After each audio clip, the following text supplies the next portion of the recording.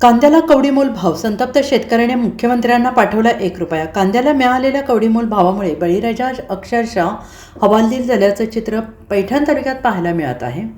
पैठण तालुक्यातील वरुडी येथील कांदा उत्पादक शेतकरी प्रकाश गलदार यांनी मोठ्या अपेक्षेने 12 क्विंटल कांदा पैठण कृषी उत्पन्न बाजार समितीत विक्रीस आणला. मात्र बाजारात मिळालेला अत्यल्प भाव पाहून शेतकरी हादरला.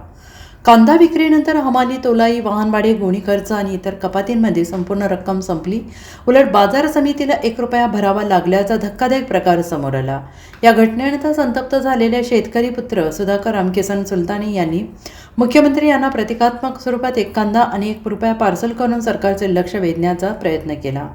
हा घ्या एक कांदा आणि ₹1, आता तरी शेतकऱ्यांचा आक्रोश ऐका, अशा शब्दात त्यांनी सरकारला संतप्त भावना व्यक्त केल्या. या अनोख्या आंदोलनाची आता राज्यभर चर्चा रंगू लागलेली आहे. नमस्कार, मी सुधाकर रामकिसन सुलतानी. आमच्या पैठण तालुक्यातील वरुडी या गावचे श्री प्रकाश गलदर या शेतकऱ्याने नुकताच आपला 12 क्विंटल कांदा पैठण येथील कृषी उत्पन्न बाजार समितीमध्ये विकला असता त्यांना त्याचा नफा मिळणे तर दूर, परंतु त्यांना त्यांच्याच खिशातील ₹1 त्या ठिकाणी द्यावा लागला. ही बातमी आणि त्यांची बिल पावती ज्यावेळेस पैठण तालुक्यामध्ये आगीसारखी पसरली त्यावेळेस माझ्याही मनाला खूप वेदना झाल्या.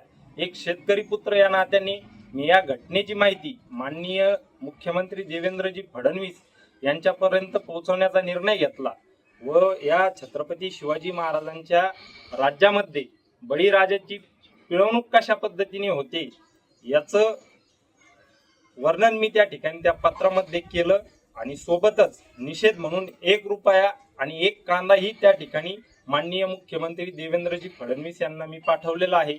आशा करतो की माननीय मुख्यमंत्री देवेंद्रजी फडणवीस हे नक्कीच कांदा उत्पादक शेतकऱ्यांना दिलासा देतील, कांद्याला योग्य भाव मिळवून देतील आणि शेतकऱ्यांच्या जीवनामध्ये आनंद फुलवतील अशी आशा या ठिकाणी व्यक्त करतो.